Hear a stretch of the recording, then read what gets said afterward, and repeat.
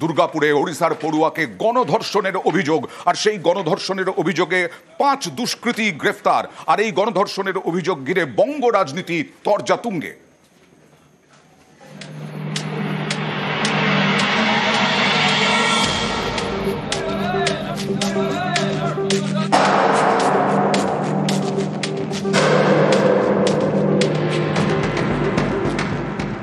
পশ্চিম বর্ধমানের দুর্গাপুরে বেসরকারি মেডিকেল কলেজ।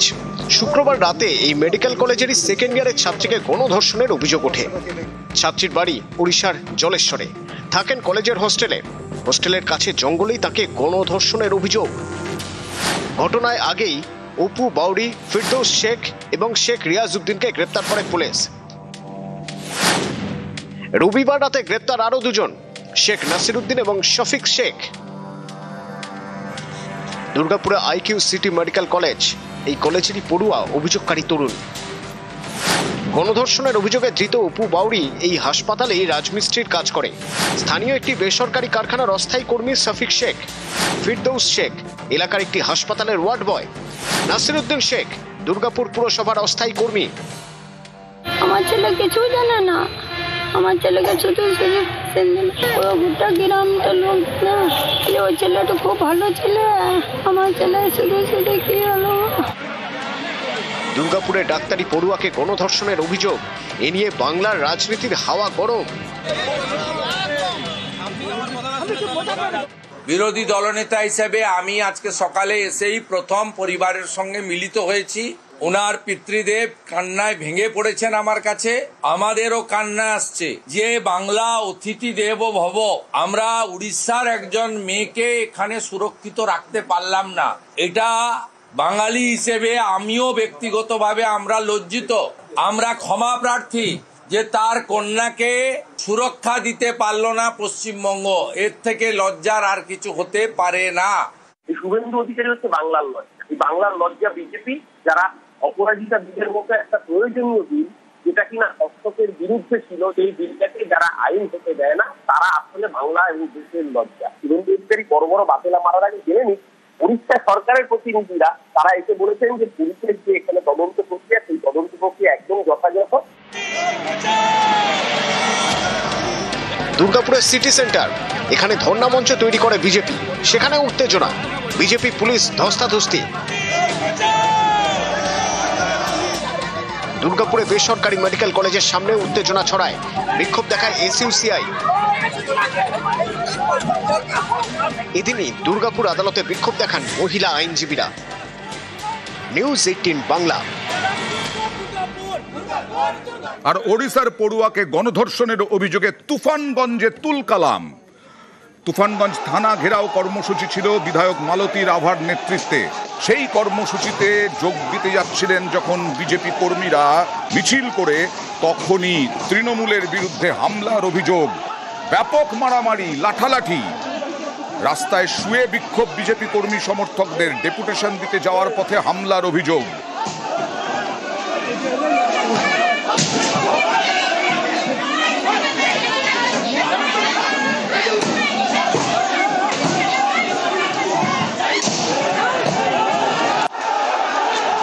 পুলিশের সামনেই তৃণমূলের বিরুদ্ধে হামলার অভিযোগ, যদিও তৃণমূল কর্মীরা হামলার অভিযোগ অস্বীকার করেছেন।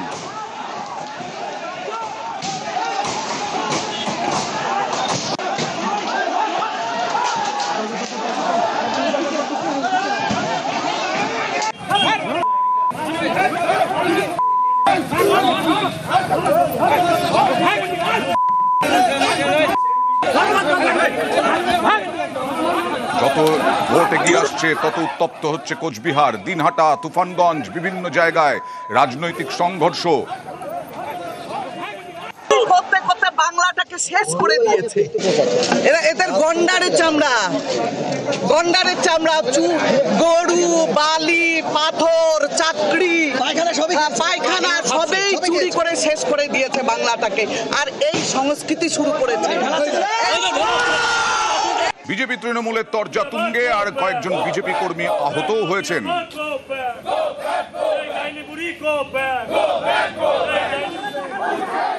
পুলিশের উপস্থিতিতে এই তৃণমূলী হারমাদেরা আমাদের কার্যকর্তাদের আক্রমণ করে এবং বেধড়ক মারধর করে, বাইক ভাঙচুর করে। এটা দুর্ভাগ্যজনক। বিজেপি কি কোনো কর্মসূচি নিতে পারবে না তৃণমূল কংগ্রেসের এই শাসনকালে? এই রকম মনোবৃত্তি যাদের, তাদেরকে জনগণ দূরে ঠেলে দেবে এবং এর বিচার তো হবেই। আমরা রাজনৈতিকভাবে এর মোকাবেলা করব। তৃণমূলের কিছু লোক আমাকে পুরো লাথি মারলো, ঘুষি মারলো, আমার এইখানে ঘুষি মারছে, পিঠে ঘুষি মারছে, একদম পাকা রাস্তায় ফেলে একদম এলোপাতারি লাঠি সোটা দিয়ে লাথালাথি আর। আপনাদের কজনকে মারধর করে? আমি তো ছিলাম, আমার আগে আরও একজন নাকি হয়েছে। ওনার দেখা কোনোদিন পাওয়া যায় না, হঠাৎ করে আসবে আর মানুষকে বিশৃঙ্খলাতে বিভ্রান্তিতে এই যে গো ব্যাক স্লোগানটা কিসের জন্য? আমরা চাই না যে উনি এসে এই তুফানগঞ্জকে অশান্ত করুন, এর জন্য go back.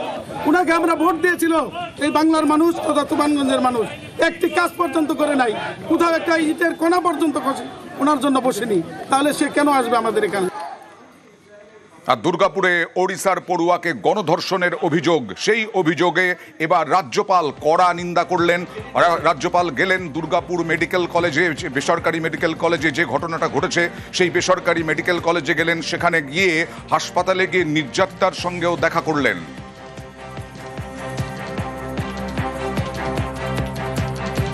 Such instances are on the increase in West Bengal. This shows a degeneration in society. Government has to act firm. We will certainly take stern steps to ward off such things in future. ভয়াবহ বিপর্যয়ে বিপর্যস্ত উত্তরবঙ্গ, আর সেই উত্তরবঙ্গে দ্বিতীয়বারের জন্য মুখ্যমন্ত্রী মমতা বন্দ্যোপাধ্যায় গেলেন এবং জলপাইগুড়ির বিভিন্ন জায়গায় ত্রাণ বিলি করলেন।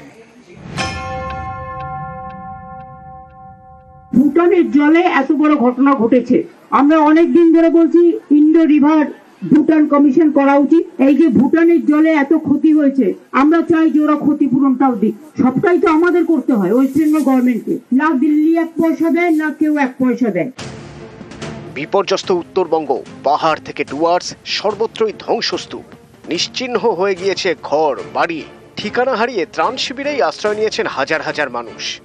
দুর্গতদের পাশে দাঁড়াতে ফের উত্তরবঙ্গে মুখ্যমন্ত্রী মমতা বন্দ্যোপাধ্যায়।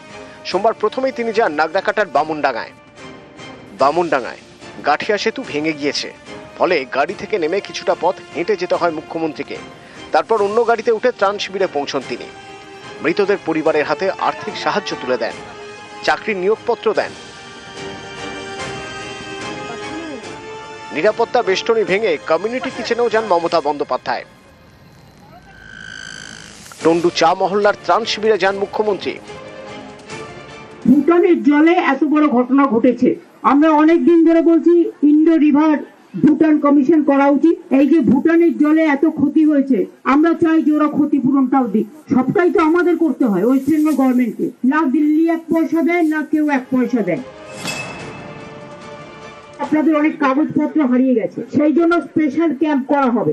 যার যা হারিয়েছে সেগুলো লেখান, তাহলে ডুপ্লিকেট কাগজ পাবেন।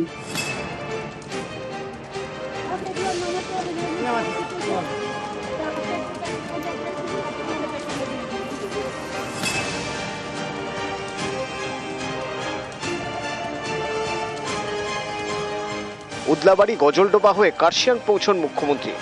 আবির ঘোষাল, নিউজ 18 বাংলা। রাস্তার অবস্থা কি? ফের বাংলা সিকিম লাইফলাইন বন্ধ, বৃহস্পতিবার পর্যন্ত NH10 বন্ধ। বাংলা সিকিমের যে রাস্তা, বাংলা সিকিম লাইফলাইন 10 নম্বর জাতীয় সড়ক, আজ দুপুর 1টা থেকে বৃহস্পতিবার সন্ধে 6টা পর্যন্ত বন্ধ NH10। 29 মাইল ও গেইলখোরের মাঝে ধসের জের, মেরামতির জন্য 4 দিন বন্ধ জাতীয় সড়ক। নির্দেশিকা জারি, কালিম্পং থেকে সিকিমে ঘুর পথে চলবে গাড়ি।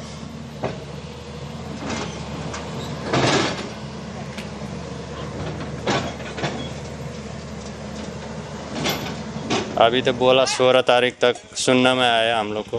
असुविधा बहुत असुविधा है, अभी दूर चलना है, एक दिन आना है एक दिन जाना है, नहीं तो दिक्कत हो जाएगा। एक दिन में आना जाना नहीं सकेगा, एक दिन में जाने आने में नहीं। আর উত্তরবঙ্গে ভয়াবহ বিপর্যয়ের পর জিটিএ বৈঠক করলো। হিসেব দেখানো হয়েছে 950 কোটি টাকার ক্ষতি হয়েছে এই ভয়াবহ বিপর্যয়ে। জাতীয় বিপর্যয় ঘোষণার দাবি জিটিএর এবং সঙ্গে সঙ্গে রাজ্য স্তরেও বিপর্যয় ঘোষণার দাবি। 11 সদস্যের বিপর্যয় মোকাবিলা কমিটি গঠন, রাজ্য কেন্দ্রের থেকে আর্থিক সাহায্য দাবি জিটিএর। डिजास्टर के बाद एक कमेटी प्रस्ताव हो गया और उसको पारित भी हो गया। सब सभासद मतलब इसमें कोई राजनीतिक कोई पार्टी का कोई मतलब वो नहीं था, सबको पार करके एक ही था कि पहाड़ को कैसे आगे ले जाए इस आपद से। इस समय सेंट्रल और स्टेट से हमको सहयोग का अपेक्षा तो ऐसे भी है, करना चाहिए और हमको विश्वास है सेंट्रल भी स्टेट भी ये पीड़ित लोग के लिए कुछ करेगा। हम लोग थैंकफुल है कि सीएम इतना सीरियस है, मतलब सीरियसली पहाड़ के लिए मतलब ये आपदा में वो भी हमारे साथ है, हमको साथ दे रहे हैं, इसके लिए हम लोग उसको भी हम धन्यवाद देना चाहते हैं। रिलीफ का काम, रीबिल्डिंग का काम, ये डुप्लिसिटी नहीं होने के लिए we have passed a resolution.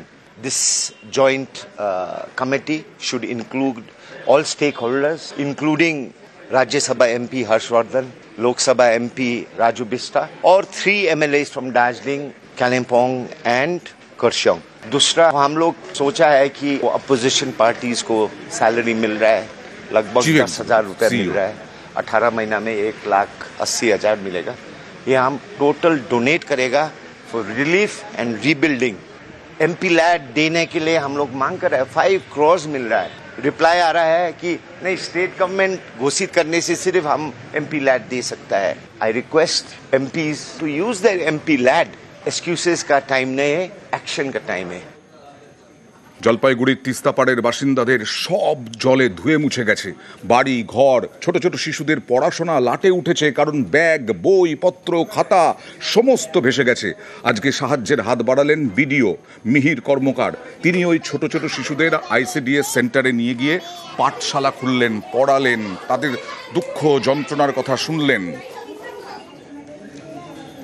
এই এলাকা তো বানভাসী হয়েছিল আর কি, জল জমেছিল প্রত্যেকটা বাড়িতে, অনেকেরই বই টই ভিজে গেছে, খাতাপত্র ভেসে গেছে, পেন্সিল ভেসে গেছে, রাবার ভেসে গেছে।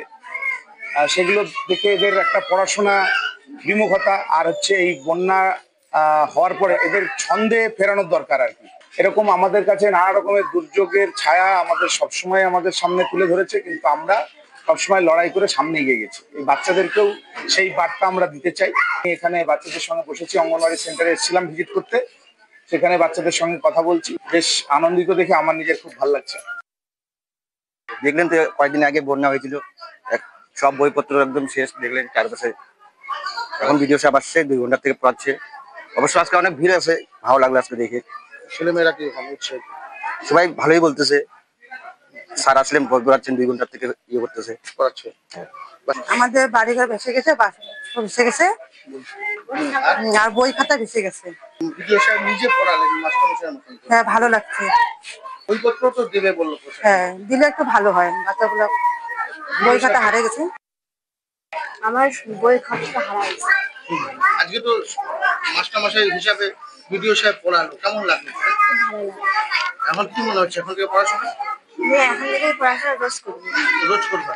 বইপত্র হারিয়ে গেছে, সেগুলো দিয়ে দিবে বললো ভিডিও সাহেব, তাতে কি কিরকম আনন্দ হচ্ছে? পড়তে ফিরবে আবার, সেটা ভালো লাগছে? আমি আইডি পাচ্ছি, নেট তোলা, কখনকে নিয়ে বড় কেলা খাই দেয়, গান গায়, টাইম নেই। ভালো করছো? সে বাঁশে ভালো বলছে। হ্যাঁ, আকাল দিতে।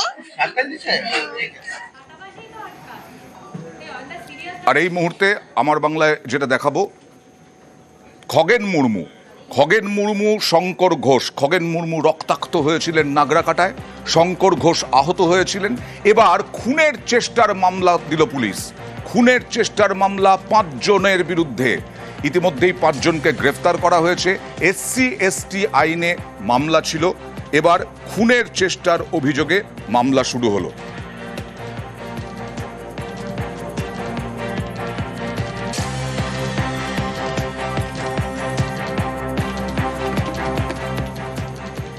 খগেন শঙ্করের ওপর হামলার প্রতিবাদে আজকে বিজেপির বিক্ষোভ। জেলা শাসকের দফতর অভিযান ছিল সুকান্ত মজুমদারের নেতৃত্বে। পরপর ব্যারিকেড ভাঙেন বিজেপি কর্মী সমর্থকরা। তারপরে একেবারে জেলা শাসকের অফিসের মুখে বাঁশের বিরাট ব্যারিকেড ছিল, সেই ব্যারিকেড ভাঙা এবং ব্যারিকেড টপকে যাওয়ার চেষ্টা বিজেপি কর্মী সমর্থকদের। আর তা নিয়ে তীব্র উত্তেজনা। মালদায় বিজেপির বিক্ষোভে তুলকালাম, তুমুল উত্তেজনা। ভারতীয় মুসলমানরা এপারেই থাকবে, কিন্তু বাংলাদেশ থেকে তুমি যদি ভাবো গাছেরও খাবো তলারও কুড়বো, ওটা আমরা চলতে দেব না। আমরা যারা বাংলাদেশ থেকে যে সমস্ত মুসলিম অনুপ্রবেশকারী এসেছে আমরা তাদেরকে বাংলাদেশে ফেরত পাঠাবো, সেই ব্যবস্থা ভারতীয় জনতা পার্টি সরকার। উত্তর দিনাজপুরের গোয়ালপুকুরে নতুন ব্রিজ, আর এই নতুন ব্রিজ চলাচলের পথ আরো মসৃণ করবে। সবংয়ে এসি বিশ্রামাগার। উত্তর দিনাজপুরের গোয়ালপুকুর, এখানকার বোচাগাড়িতে পিতানো নদীর উপর উত্তরবঙ্গ উন্নয়ন দপ্তরের তৈরি ব্রিজ। সেতুর দুদিকে নতুন অ্যাপ্রোচ রোড। কালীপুজোর পরে এই সেতুর উদ্বোধন। আমাদের গ্রামে গ্রামে যোগাযোগ হচ্ছিল না, আমাদের 4-5টা গ্রাম এখন যে এক জায়গাটা হতে পেরেছে, এর আগে হতে পারতো না। আমরা যে যেতাম পঞ্চায়েত যেতাম, আমাদের হাই স্কুল গুতি আমাদের বাচ্চা যেত 15 কিলোমিটার ঘুরে যেত, কিন্তু এখন আমাদের 1.5-2 কিলোমিটারে যাচ্ছে। সবাই খুশি আছে এখন। আমরা তো অনেক খুশি বোধ করতেছি, কেন যে এই মতো আমরা আগে কল্পনা করতে পারিনি যে আমাদের বোচাগাড়িতে এই মতো একটা ব্রিজ হবে। এখানে তো আশেপাশে প্রায় 10 থেকে 15টা গ্রাম আছে, এখানে প্রায় 10 থেকে 15,000 লোক এখানে লাভ অর্জন করবে, এখান থেকে ঢুকতে পারছে। একদিকে গোয়ালপুকুর, আরেকদিকে চাকুলিয়া, দুই এলাকার মাঝখান দিয়ে বয়ে গিয়েছে পিতানো নদী। এই নদীর উপরে প্রায় 9.5 কোটি টাকা খরচ করে তৈরি করা হয়েছে সেতু এবং অ্যাপ্রোচ রোড। 7 কোটি টাকা তখন ব্রিজ ছিল, এবার 2 কোটি টাকা দিয়ে অ্যাপ্রোচ রাস্তাটাও করে দিয়েছি, আর ব্রিজটা ভালো হয়ে গেছে। আশাবাদী আমি, লোকগুলো উপরে উপকৃত, আর লোকগুলো আপনার যাতায়াত শুরু করে দিয়েছে।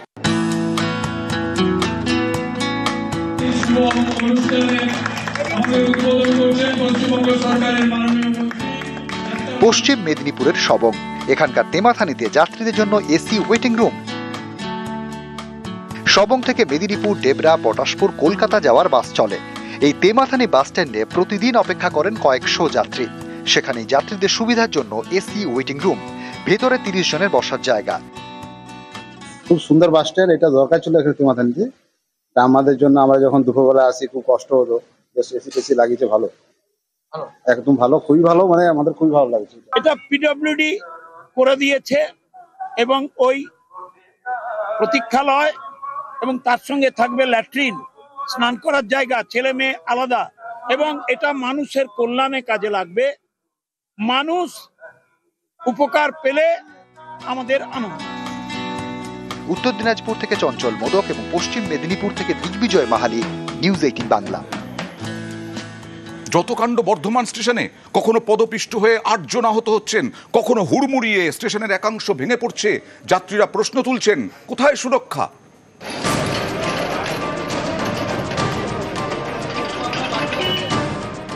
রবিবার বিকেল বর্ধমান স্টেশনের ফুটব্রিজে ঠিক থেকে ভিড়। ট্রেন ধরতে হুড়োহুড়ি, পদপিষ্ট হয়ে আহত হন বেশ কয়েকজন।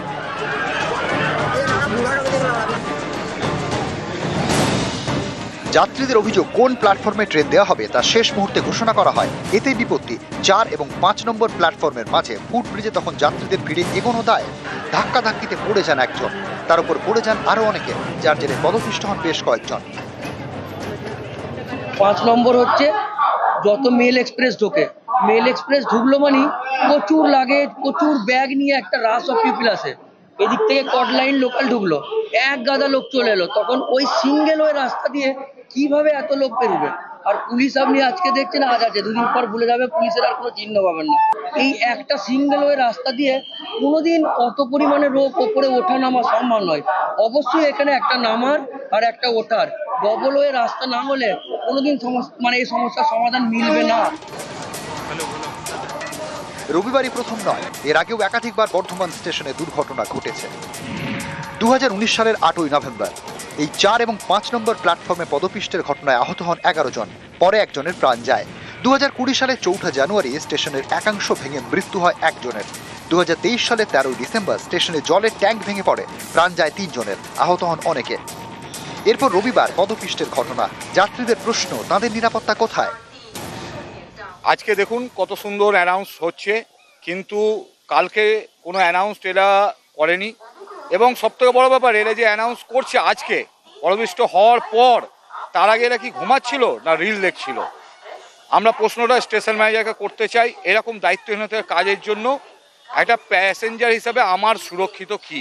কখন অ্যাক্সিডেন্ট হবে তারপরে আপনি বাঁশি বাজাবেন, তার আগে থেকেই তো করতে হতো জিনিসটা। হ্যাঁ, তা করেনি তো, সেই জন্য মানুষ পড়লো। এখন বাঁশি বাজিয়ে যেটুকু মানে কেয়ারফুল ছিল না, সে কেয়ার করা যাচ্ছে, লুকআপটা করা যাচ্ছে, সবসময় নজরদারি করা যাচ্ছে, সিসিটিভি ক্যামেরা আছে, সব দেখা উচিত। বর্ধমান স্টেশনে যাত্রী নিরাপত্তার দাবিতে সোমবার বিক্ষোভ দেখায় কংগ্রেসের শ্রমিক সংগঠন। बर्धमान स्टेशन बहुत पुराना स्टेशन है।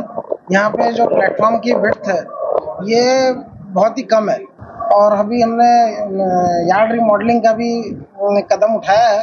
हो सकता है कि 3 से 6 महीने के अंदर हम यार्ड रिमॉडलिंग कंप्लीट करेंगे, तो हमारे जो प्लेटफॉर्म 6 और 7 हैं वो भी लंबे हो जाएंगे, तो हम मेल एक्सप्रेस ट्रेनों को वहाँ से भी डील कर पाएंगे, तो ऑप्शन बढ़ेंगे। এখন ঘন ঘন মাইকে ট্রেন চলাচল সংক্রান্ত ঘোষণা হচ্ছে, আরপিএফ বাঁশি বাজাচ্ছে ফুট ওভারব্রিজে, আর তা দেখে নিত্যযাত্রীরা বলছেন, এতদিনে কি হুঁশ ফিরল? এতদিন কি আপনারা ঘুমোচ্ছিলেন নাকি মোবাইলে রিলস দেখছিলেন? এতদিন যদি তাদের হুঁশ ফিরত তাহলে পদপিষ্টের মতো ঘটনা ঘটতো না, এমনটাই মনে করছেন যাত্রীরা। ক্যামেরায় সন্দীপ পালের সঙ্গে শরদিন্দু ঘোষ, নিউজ 18 বাংলা, বর্ধমান। এবার একটু আগামী দিনে আবহাওয়া কীরকম থাকবে একটু খবর দিয়ে। অনেকেই তিতিবিরক্ত টানা বৃষ্টিতে। বর্ষা আনুষ্ঠানিকভাবে বিদায় নিল উত্তরবঙ্গ, দক্ষিণবঙ্গে একই সঙ্গে আনুষ্ঠানিকভাবে বিদায় নিয়েছে বর্ষা। এই বর্ষা আজ এবার অনেকেই বলছেন প্রচুর পরিমাণ বৃষ্টি হয়েছে, প্রচুর পরিমাণ বৃষ্টিতে অনেকেই বিরক্ত। পড়শি রাজ্যে বৃষ্টি থামায়, কমবে জল ছাড়ার পরিমাণ, ফলে বাংলায় আপাতত আর দুর্যোগ নয়, হাওয়া অফিসের পূর্বাভাসে জোরালো আশা।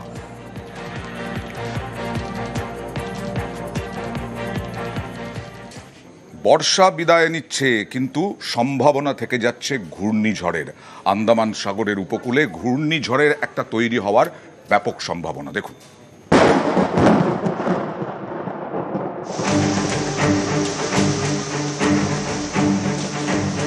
অক্টোবর মাস, বর্ষা শেষ, প্রাক শীতের মরশুম। এই সময়টাকে সাইক্লোন সিজন বলা হয়। সাইক্লোন সিজনে ঘূর্ণিঝড়ের আশঙ্কা। এর আগে অক্টোবরে পশ্চিমবঙ্গ উপকূলে আছড়ে পড়েছে বেশ কয়েকটি ঘূর্ণিঝড়।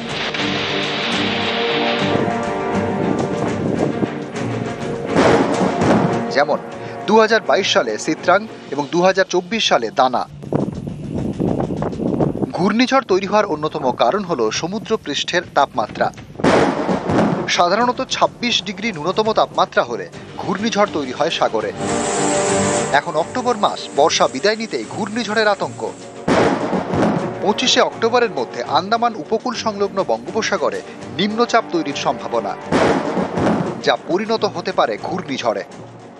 যে সিস্টেম হচ্ছে যে একটা সার্কুলেশন, যেটা অ্যান্টিক্লকওয়াইজ সার্কুলেশন, মানে ঘড়ির কাঁটার উল্টো দিকে ঘুরছে, সুতরাং এটা নিম্নচাপের দিকেই যাবে, গিয়ে এর ইন্টেন্সিটি। আর সবচেয়ে বড় কথা হচ্ছে যে যে জায়গায় ফরমেশন করেছে সেটা হচ্ছে সাইক্লোনের নিয়ম অনুযায়ী প্রায় 10-12 ডিগ্রি ল্যাটিটিউডে যদি ফরমেশন করে, সে অনেকটা এনার্জি নিয়ে, মানে কোরিওলিস ফোর্স নিয়েই জন্মগ্রহণ করে। এটা তাই করেছে, সুতরাং এটা জিরো হয়ে যাওয়ার চান্স কম।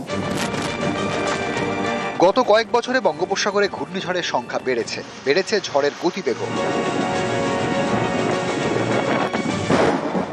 2009 সালে আছড়ে পড়ে আয়লা। ঘূর্ণিঝড়ের গতিবেগ ছিল ঘন্টায় 120 কিলোমিটার। 2019 সালের মে মাসে আছড়ে পড়ে ফণী, ঘন্টায় প্রায় 280 কিলোমিটার বেগে ঝড়। 2020 সালের মে মাসে আমফান, গতিবেগ ছিল ঘন্টায় 260 কিলোমিটার। বর্ষা শেষ, ঘূর্ণিঝড়ের মরশুম শুরু হয়েছে। আতঙ্ক বাড়ছে, আশঙ্কা বাড়ছে। ক্যামেরায় রাজীব সিং এবং সৌমেন দাসের সঙ্গে বিশ্বজিৎ সাহা, নিউজ 18 বাংলা। অভাবের সংসারে স্বপ্নের দৌড়। বালুরঘাটের রানার শুভজিৎ চৌধুরী এক চোখে দেখতে পান না, আরেক চোখে ঝাপসা, কিন্তু স্বপ্ন দেখতে পিছপা হন না।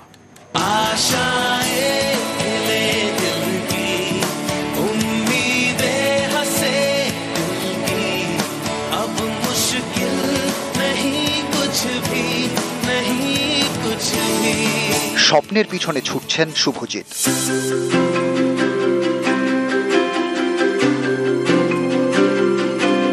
দক্ষিণ দিনাজপুরের বালুরঘাটের বাসিন্দা, বছর 19-এর শুভজিৎ চৌধুরী, বাড়ি হিলিতে। শুভজিৎ অ্যাথলিট, স্বপ্ন ছুঁতে দৌড়ন।